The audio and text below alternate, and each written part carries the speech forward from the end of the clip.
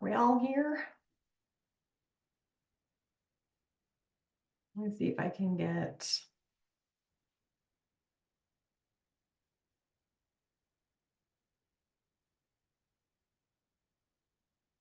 Hang on, my computer is updating something. But if you're here to talk about time beliefs, then we get to be excited. So put in the chat if you're here.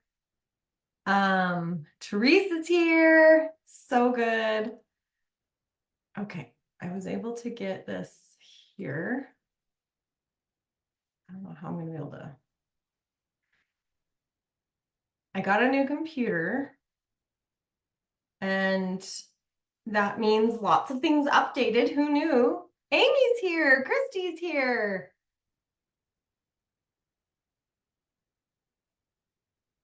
I'm super excited that you guys are all here. This is really, really fun. Like I said, I like to see if I can see myself and see my notes and see the Facebook chat. You can tell, I can tell that I got a new computer because my image is so much more clear on my end. Maybe it's always been clear for you guys. I don't know, but when I got a new computer, Zoom and all the things. If you guys haven't updated your computers or devices, it's kind of fun.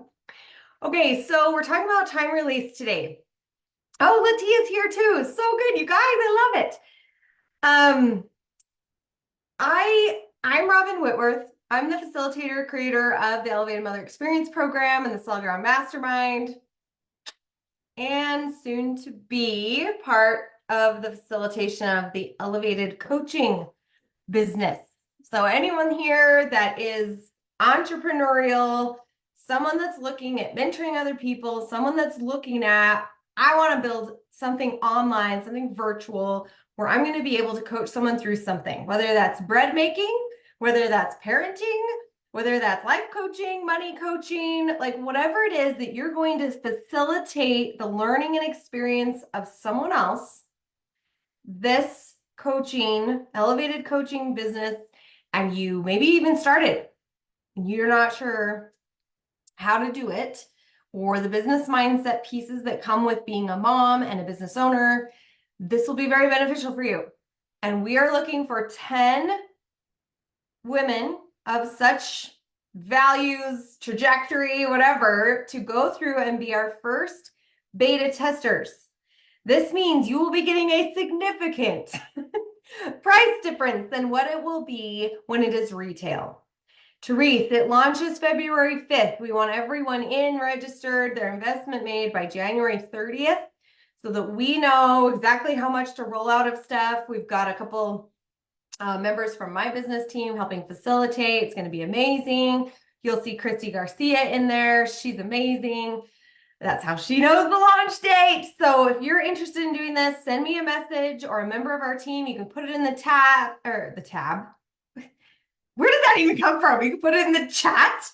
Put it in the chat that you're like, I'm interested. I want to know details on this. Ask specific questions too. We aim to have everyone succeed. That's why if you've even asked me about the Elevated Mother experience or something, I'm like, let's get on a call, because I really believe that there are so many resources out here that if my program can't help you, I believe I could direct you to a book or someone else that could better serve you. We don't invite everyone into our program all the time. It's like, if this isn't really going to serve you, we don't invite you in. But if I'm like, oh, I'm confident, I know this, I know what you're saying, I am positive you'll succeed, then we invite you into the program. So we want to talk to you, ask your questions.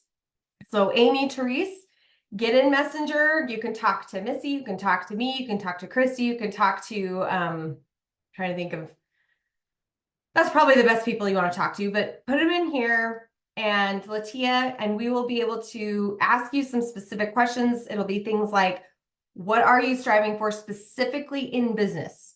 What are you striving for specifically, monetarily? Who are you trying to serve? What's your idea? So flesh those kinds of things out. It would make our call be amazing, but we'll be asking that because if we don't feel like what we're offering is for you, like if you come to me and you're like, oh, I'm going to build a business where I'm going to build a car wash system down the street from me. I can't help you build a car wash system. I know nothing about that. I could probably help you in the elevated mother experience with how to balance life while you build something on the, on the fringe.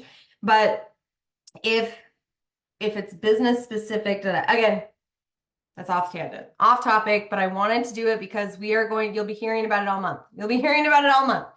So that's what's going on this time in our history of things that we're offering. So it's really, really exciting. People have been asking me for business mentorship for a while, but it's now become something that my intuition is letting us know it's time. It's time for this. So I'm excited. My team's excited.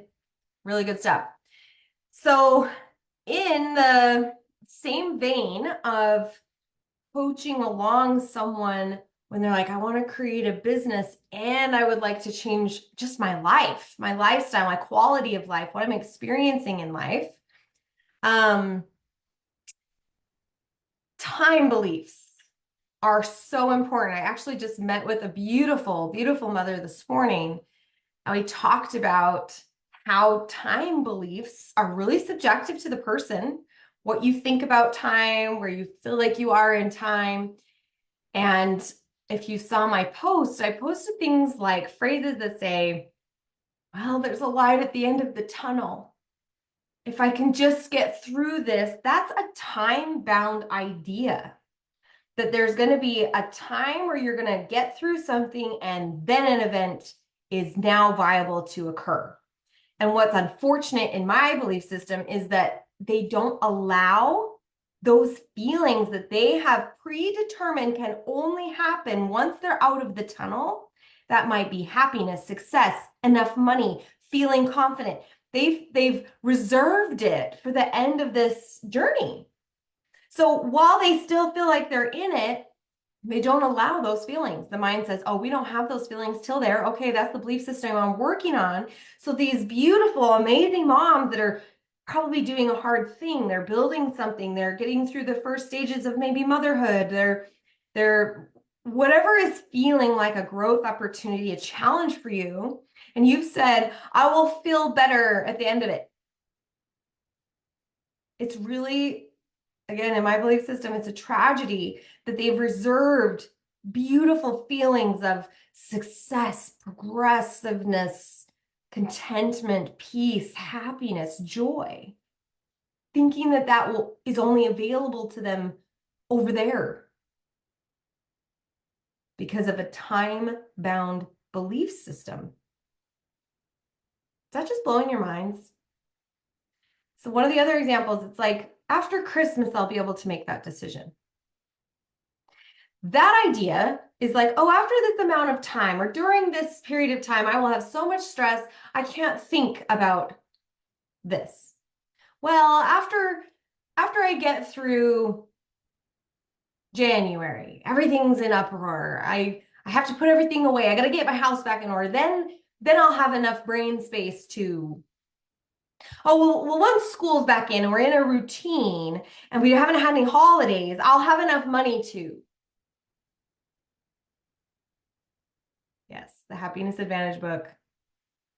Excellent. He talks about and proves through years and years and years of research and, big longitudinal studies that if you choose those feelings now, you get through whatever it is you're doing as a joyful person. And you have more creativity when you do that. You lean into your talents when you do that. It's the Happiness Advantage, quite literally. Go read the book. It's awesome. Totally awesome. And if your husband struggles to understand this idea that they don't have to wait.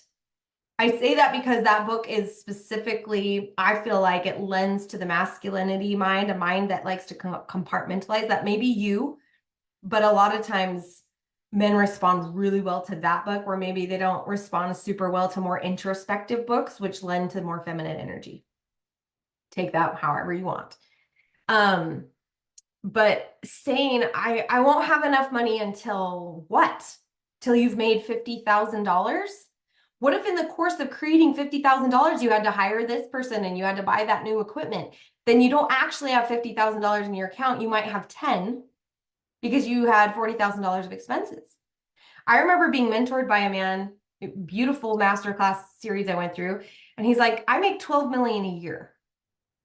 2 million of that goes into my personal life.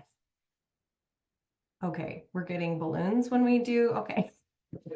This is a new feature since I've updated Zoom. I get these little fun things. Okay, so 2 million went into his account. $10 million was his expenses. That was him paying for software, paying for speakers, paying for his big events that he did. Like, and I was like, wow. I would love to get to a place where I'm spending $10 million on other people. I would love that. I would love to have all these people I'm paying salaries. I would love that kind of movement. Right? And, but it hit me too that he was saying only $2 million of the 12 went to his personal life, things that he was able to then choose and experience because of a different financial set point. And so some people have put off feelings, trips, experiences saying, well, when I've done that, then it'll be viable for us to do that. And they haven't really thought about, oh, so when you make 12 million, you'll finally take your family to Hawaii. You know what I mean? It's like, why don't you go to Hawaii and have the most amazing vacation of your life? You'll probably have insights and wisdom and happiness that affects your creativity to where you'll create that 12 million 2 times faster because you went to Hawaii and had fun. You did that thing that's on your heart. Now, that doesn't mean we're irresponsible with our finances and we're just like going everywhere and doing all the things and we have not earned and had that energetic exchange for our money, right? But it's like, why don't we take the trip to Hawaii when we can, when we're physically able? We can create a system where we save $1,000 a month or whatever. And by December, we've got $12,000 to go on whatever vacation we want. So these time-bound beliefs, do you see how they can get us into trouble? And I want to talk about where I was, because a lot of times it helps you guys relate and know that, like, I haven't always had this wisdom, right? You guys know that I'm human. I'm afraid to like make hand gestures. They're gonna do something. I know that this one gives me fireworks. I learned that. That's fun. But where I was so time bound that I was like, I don't know when the right time is. I believed in timing. I'm like, oh, I have to lean into timing. When's the right time? When I first started feeling literal call from the spirit, from God, to lean into some of my talents, like, let's go here. I put off taking action on it, thinking, well, I've got 4 little kids. This must not be the right time. I don't know why I'm getting that revelation.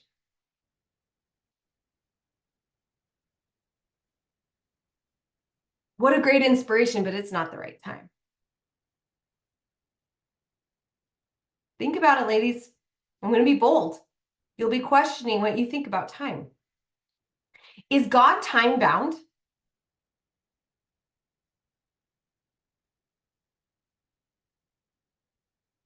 Is God time bound?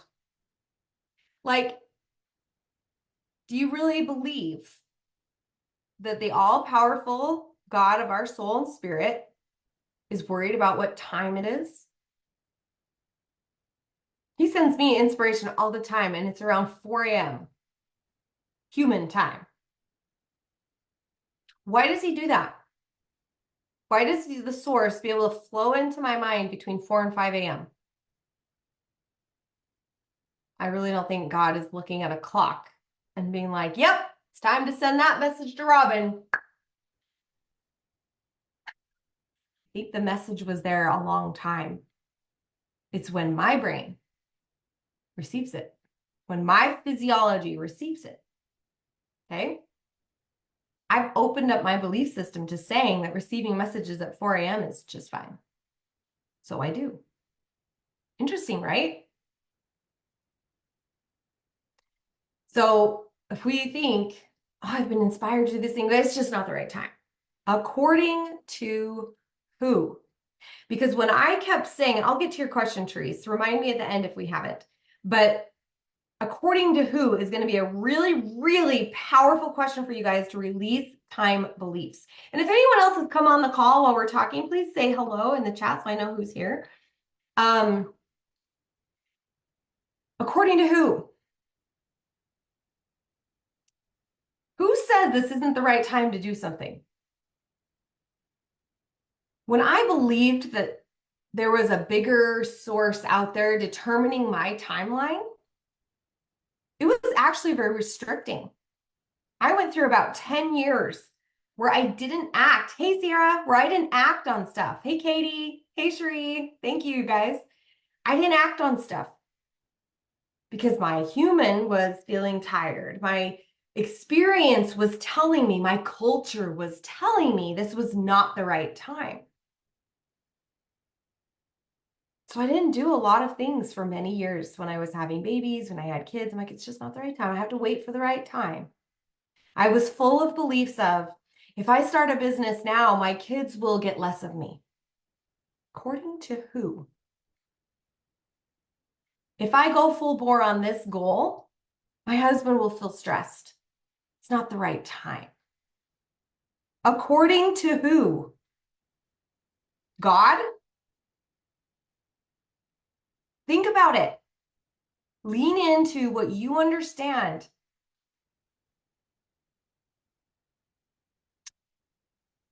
Living in that space gave me excuses. It's what helped create limiting beliefs. I did a quick Google search before this call as I was thinking about my notes. Like I put in top time-bound limiting beliefs, and I think thousands, probably 50,000 different articles came up that were talking about how time is actually the crux of most limiting beliefs. I'm not enough can hinge on, I haven't spent enough time studying this, right? We have a belief that there's a certain amount of time that's appropriate that then I can serve people. I should have to teach for at least 4 years before I could say I'm a professional. Before what? Before you can actually serve someone? Do you see how many people you could like totally not be serving because you think it can't be until 2028? Sorry, everybody, I can't serve anyone until 2028. That's just not approved. It's just not approved.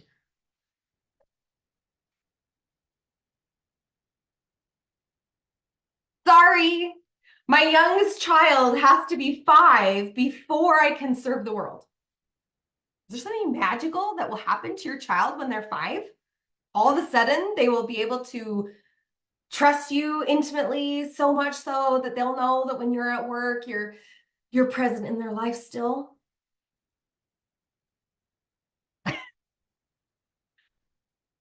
If we believed that we shouldn't do anything amazing until our kids are a certain age, you would never do anything until you die.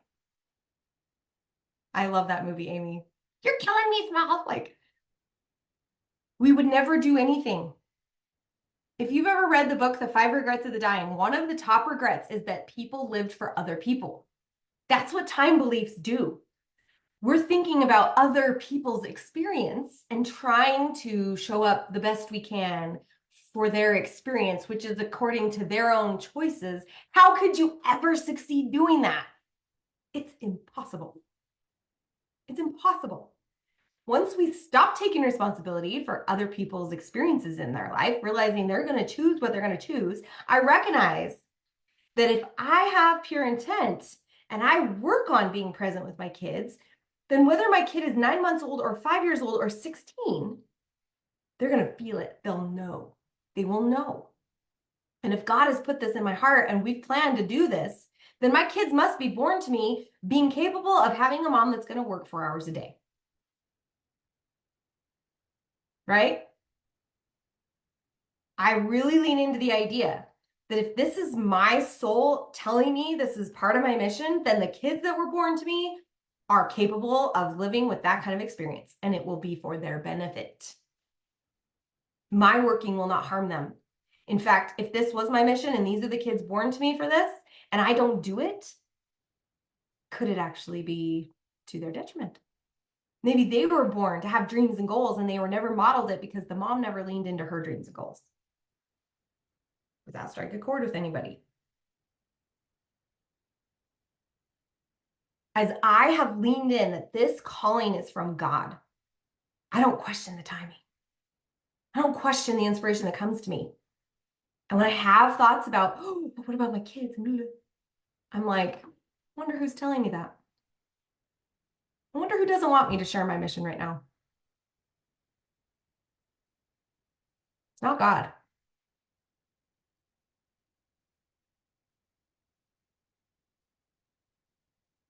That's exactly right, Christy.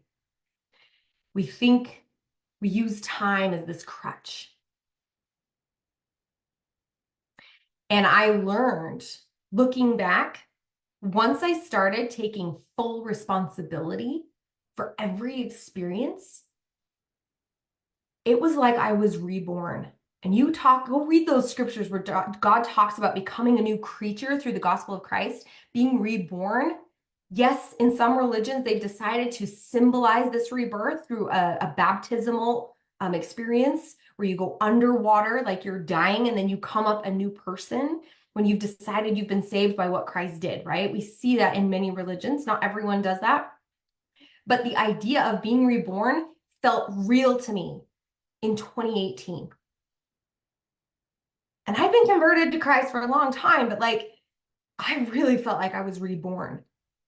I feel like before 2018 is almost like a block of time that like I was half zombie or something, just kind of like living. And once is like, no, I'm going to start trusting my intuition. I'm going to start trusting inspiration. I'm going to just go and believe that whatever I feel like I'm lacking, God will make up the rest with his grace. That belief has just shifted everything. Yes, Katie, yes. Beautiful. So in the end, I'm like, these time-bound beliefs, what did it cost me?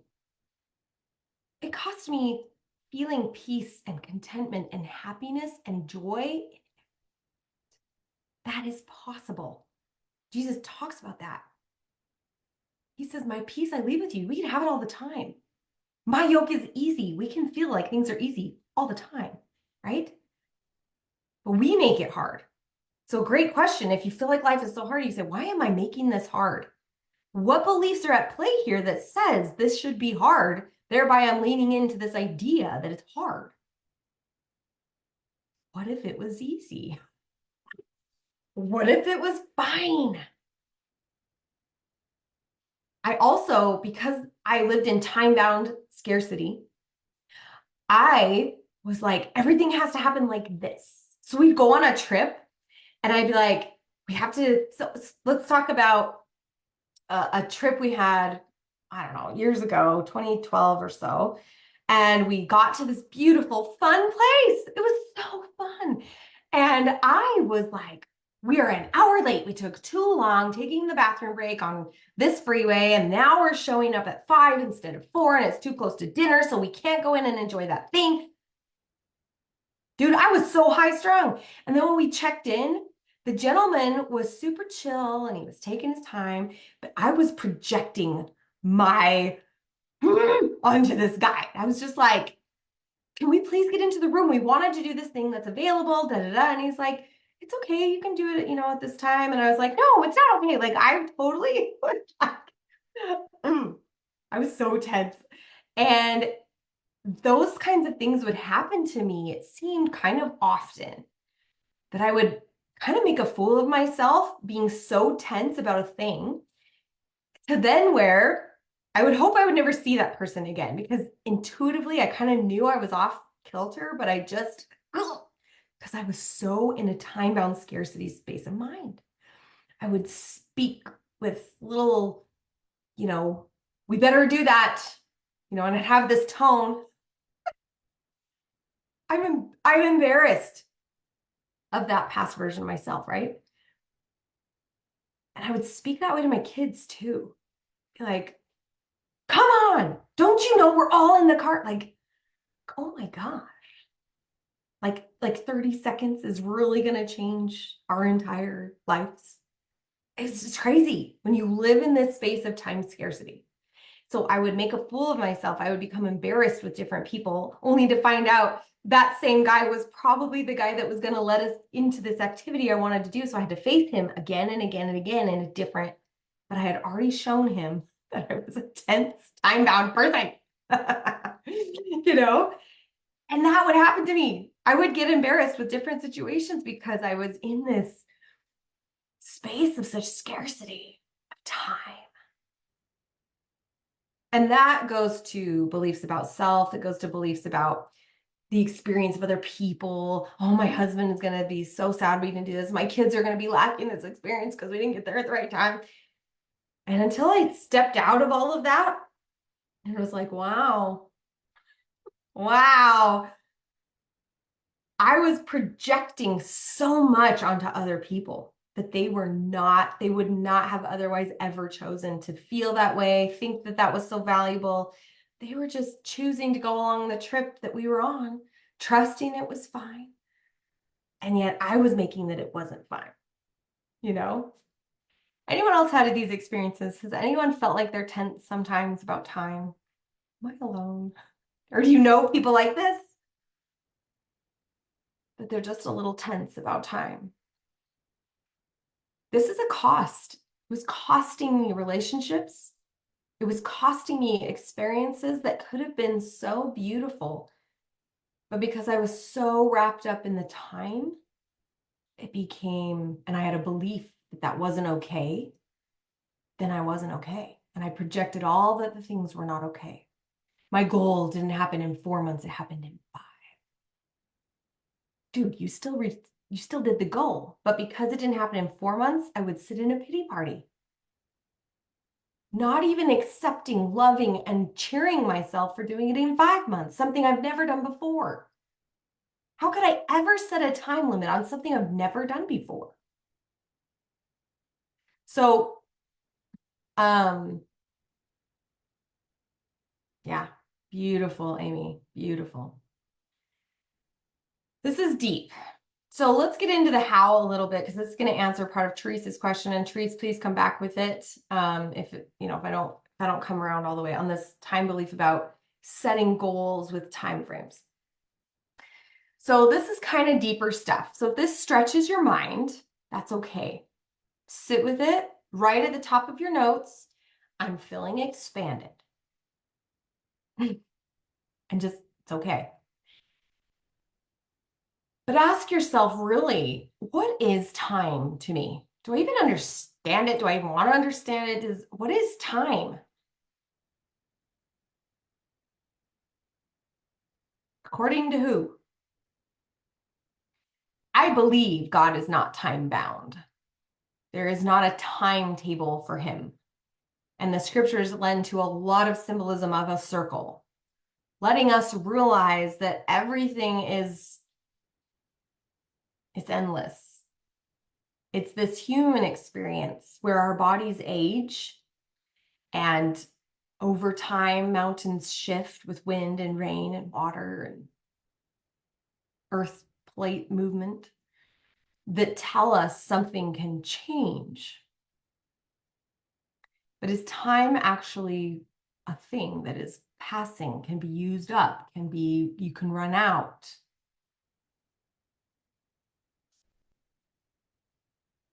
Gets deep. When you can start releasing time, you can start having beliefs that everything happens at the right time. Because maybe time was just constructed by my brain to help me cope. Through my studies and reading, I've discovered that the concept of time is a philosophy that most humans adopt to cope.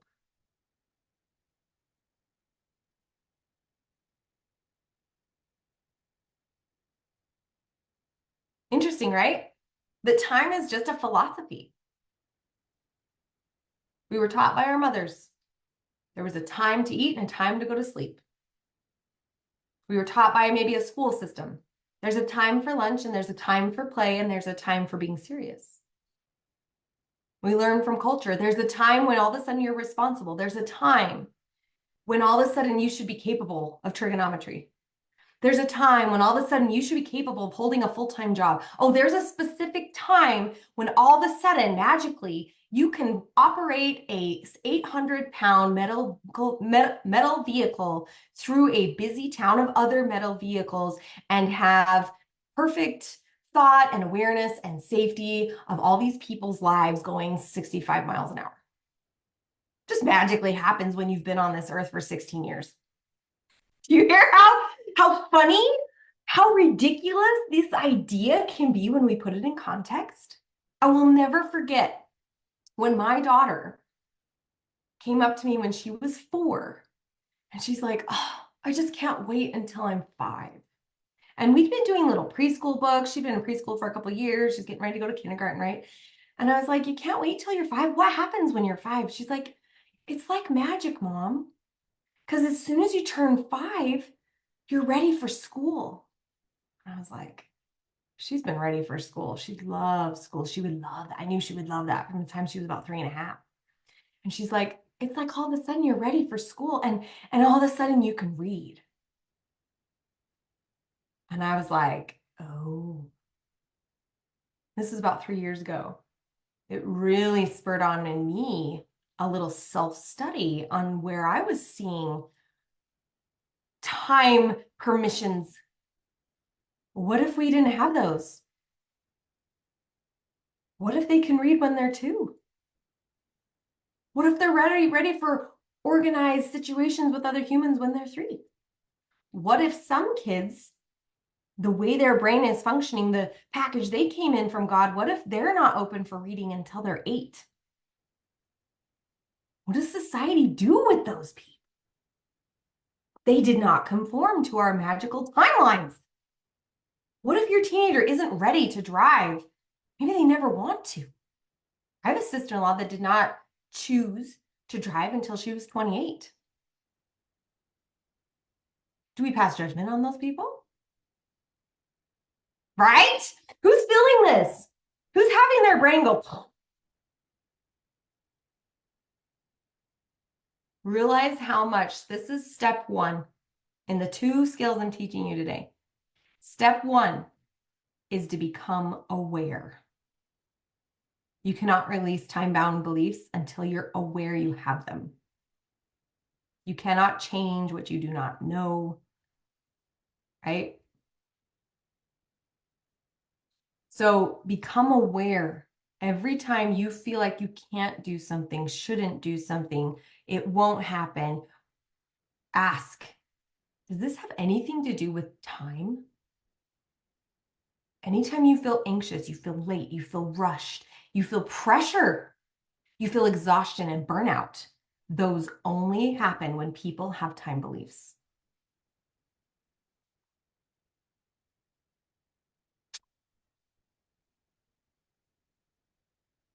Blowing your mind?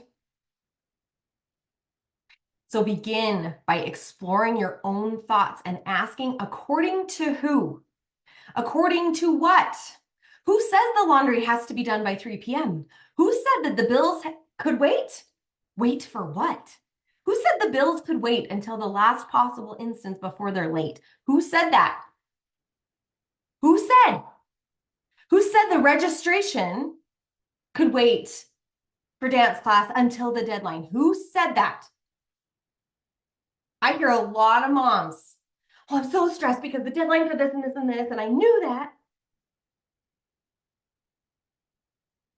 They chose to wait. When we start taking full responsibility, we no longer let the bills wait until the due date. We choose to pay them when it feels good. Because waiting till the deadline, clearly your body responds in a way that may not be super beneficial for you. Start looking at some of these things you're choosing. Oh, the laundry doesn't have to be done until the end of next week, but then you've got company coming and they're going to be needing the laundry too. You know what I mean? I don't know what your context is, But then you get responsible and you're like, no, I'm actually going to do the laundry today because, and all of a sudden your weekend with your people is just great because you took responsibility for what was happening. You don't put things off. It's not saying you'll never come upon a time where maybe you really didn't know the registration and there's a little bit of like, oh, but again, you take responsibility. You say, oh, I really want my daughter in that dance class. Today is the deadline. How do I adjust my day so I can get over there? It becomes a neutral situation. But when you've known about it and you let it sit there, it starts filling your mind. All these things that you're not taking responsibility for on a timeline you're aware of, it stacks up in here. And all of a sudden, we've got a messy desk. We've got a whirlwind of thoughts, deadlines, ideas that we just didn't take responsibility for and put it in the phone. We didn't schedule it. We didn't. So interesting. So when something feels hard, challenging, blah, blah, blah, according to who? Who had the choice here? If we're going to choose to wait to pay our bills until then we choose that feeling, that experience, that emotion. We're choosing it. It was your choice, right? It creates a little bit of a different energy. So this touches all sorts of things. It can touch your marriage. Who says your husband has to be in your bedroom with you by 9:32 and 32 seconds or else he's neglectful? Who says that? You know what I mean? This like digging in your brains a little bit. Time-bound beliefs really matter. It matters to start becoming aware. That's your first step. Just start becoming aware. The second step is to realize that this is just a philosophy to help us cope. It's your belief about the responsibility of your life that affects your own philosophy of time. It is your own creation. Any time-bound belief is your own creation, usually fed by culture, beliefs that were given to you by your mom or your grandma or whoever, right? This can be empowering. This second piece of realizing I create my time experience. So it's like, oh, you want to release the time crunch from your life? Oh, you get to realize that you actually created it, which means it can be empowering where you go, oh, well, if I created it, then I can deconstruct it. That's empowering, right? Some people, though, are in a mindset space where they might feel self-defeating. Why did I do that to myself? Like they really are taking this personally. This might even feel, if you're feeling a lot of resistance, just like, oh, I don't know if I'm liking this. That can feel attacking, right? This is a spot where you probably have some wounding or trauma. People put their time beliefs on you and you felt forced to do something in a certain time span or to learn something when you were clearly not ready. Like there's some wounding and trauma in there. That's okay too. In my belief system, it's like, oh, we became aware of that. To me, it's all empowering. Once I know, I'm like, oh, even if it is from a traumatic thing, even if I'm feeling resistance with this, I know I can change. That's what Jesus tells us. You can change at any time. But every time you witness a new piece of truth, you get to shift your behavior to then change your life, right? Ignorance says, I just don't have a say. I just can't choose. Sometimes we want to live in ignorance. And want says, well, there's never enough time. I can't do that. It's not the right time. I want it to feel this way. It has to be. But God promised that everything already exists for us. He tells us that in the book of Isaiah. He tells us that in the book of Micah. He tells us that all throughout the New Testament. Take no thought for your need, like there isn't any. Everything's here. It's your choice. You are enough. There is enough, even with your philosophy of time. I recently took a cruise with my kids. Yes, Ashley, beautiful. I made choices with my time. Yes, beautiful. I recently took a cruise with my kids and we flew to Miami and it was late. We got in at like midnight And the next morning, we were going to go out to lunch, kind of in between Miami and Fort Lauderdale on the coast of Florida. And our cruise took off from Fort Lauderdale. And we were to board the cruise sometime between 1:30 and 2. And that was the window they gave us because there's lots of people. They don't want everyone showing up. And anyway, I was like, okay, we'll wake up in the morning in Miami. We'll have a lazy breakfast. We'll be able to sleep in. That'll have been a long day for us. And then we'll take a car up to this lunch spot and we'll have lunch. And then we'll be able to go board the boat and we'll be fed. It'll be so great, right? I had constructed this whole thing. We're really good at that, by the way, as moms. And we wake up and it was just beautiful. We slept in, we got breakfast, laid in our beds a little longer, we checked out, and we start making our way to the lunch spot. And about 20 minutes into the 35-minute drive, or however long it was, I can't remember, something like that. And I was taking an Uber. We didn't rent a car. We were just going to Uber, because anyway, we had an Uber. And because we're a family of 7, there's no Ubers that will take 7 people. So we always had to do 2 Ubers. We just decided to do boys and girls. So my husband would take the boys in one Uber and I would take the girls in another Uber. And I'm in my Uber and I've got the 3 girls in the back. And I realize I'm just kind of like sitting there as moms do, kind of going through like, yeah, we packed everything up and I'm like,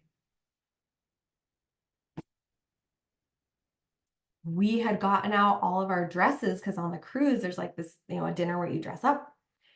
I had gotten out all of our dresses and hung them up in the armoire in the room. And I knew we had not gotten them.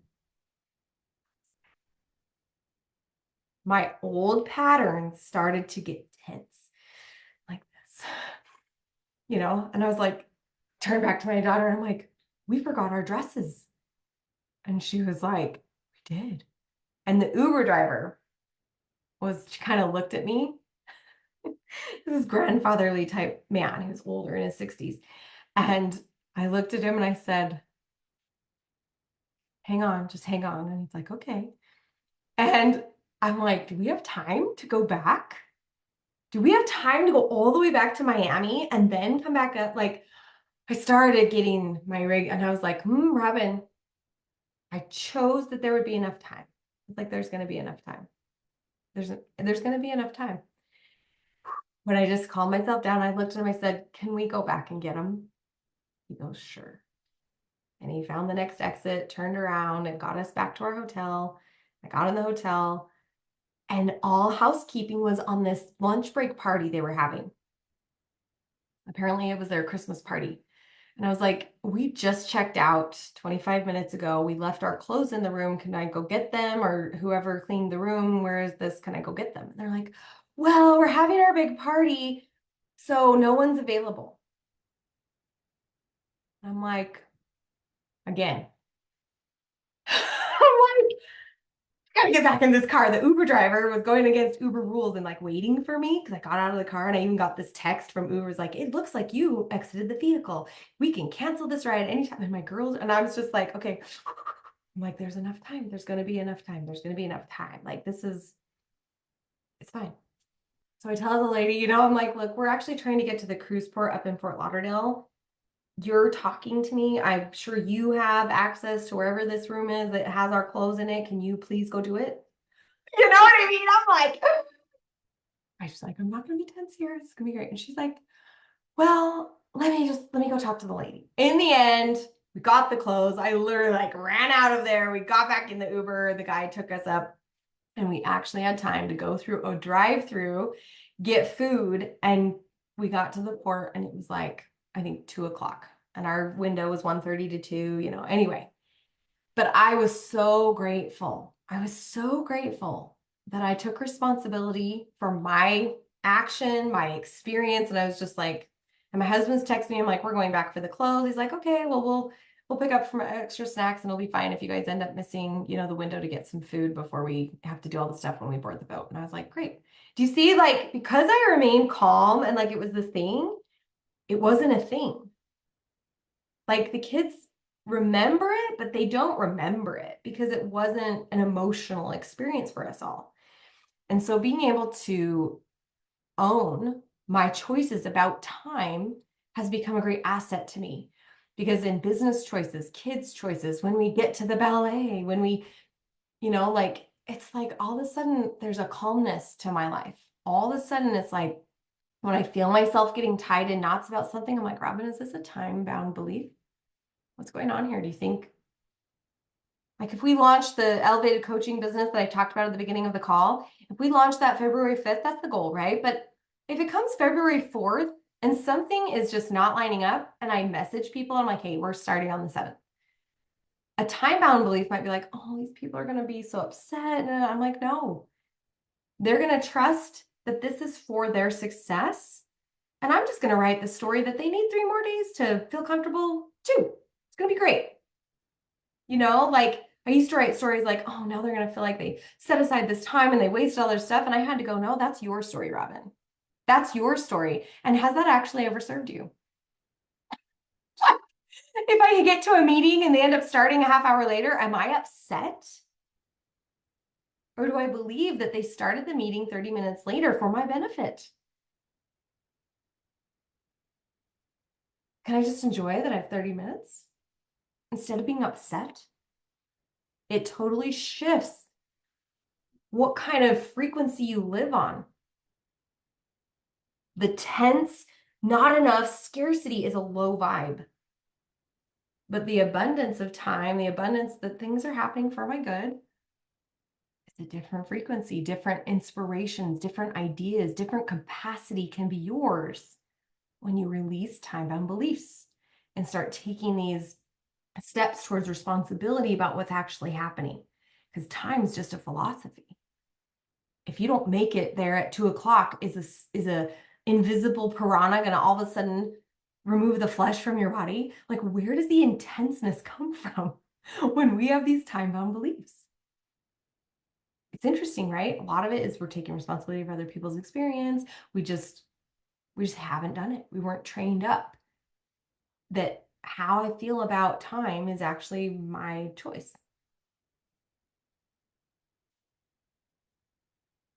It's interesting. So I want to go back up to Teresa's question here. When getting clear on my money goals, I've heard to put a time limit on it so you can identify how much by when. Is this true? How do you set a goal with time if you need and want something to happen by a certain time? What needs to change in my thinking there? Based on what I've said, Teresa, if you're still here, do you have any other thought about that already?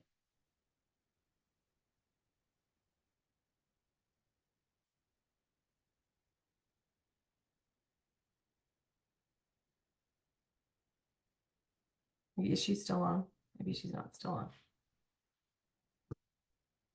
Let's see if I can find my, oh, there's my, I lost my window trying to look over the things.